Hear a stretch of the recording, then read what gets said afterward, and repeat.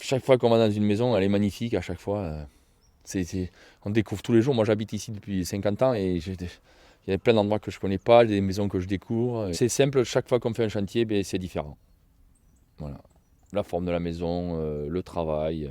Bon, on fait beaucoup de restauration de bâtis anciens. On réalise les toitures en tuile canal traditionnelle la plupart du temps en temps en tuile plate.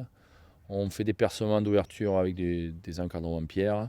On bâtit des murs pierre, on fait des agrandissements. La pose de solives qui permettent de soutenir les planchers. Là, depuis quelques années, je fais des enduits aux chambres à l'intérieur des maisons. C'est très adapté aux bâtis anciens. Là, j'ai ajouté, par exemple, j'ai restauré la terrasse en ajoutant les 2 piliers à ma maison.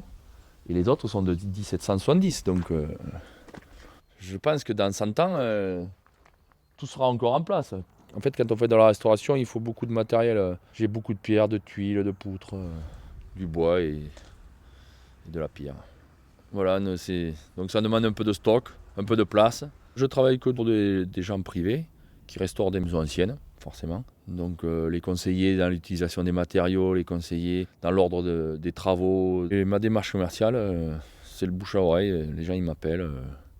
En fait, j'ai toujours de nouveaux projets qui arrivent et qui boostent, des nouvelles personnes qui s'installent. Pour l'instant, j'ai 3 employés. Et si je trouvais quelqu'un de compétent, je l'embauche de suite, oui. Les plus importants, c'est quand même les engins. Hein. Ça n'a rien à voir avec nos anciens qui ont construit les maisons. Là. Nous, on lève de moins en moins. Hein. Tout se modernise.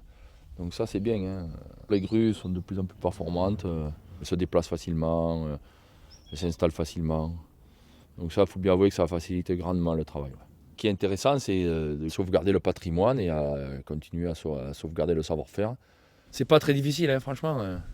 Je pense qu'il faut, avec de la bonne volonté, un peu de persévérance et un petit peu d'égourdie. Et puis ça. Mais dans la restauration du bâti ancien, il y a quand même du travail et puis c'est intéressant, c'est joli. Et puis on marque ce qu'on fait, ça restera dans le temps. Et puis on a la chance d'être dans un environnement quand même assez privilégié. C'est quand même assez joli là où on habite. Ah ouais, pour les gens qui ne connaissent pas, je dirais, vous pouvez venir. C'est pas le paradis, mais pas loin quand même. Voilà. Puis ça s'intègre parfaitement dans le paysage, on ne dénature pas du tout notre environnement. Voilà, on utilise des matériaux nobles, les clients sont contents, nous aussi. On prend du plaisir à faire notre métier. Donc ça, c'est quand même bien. Voilà.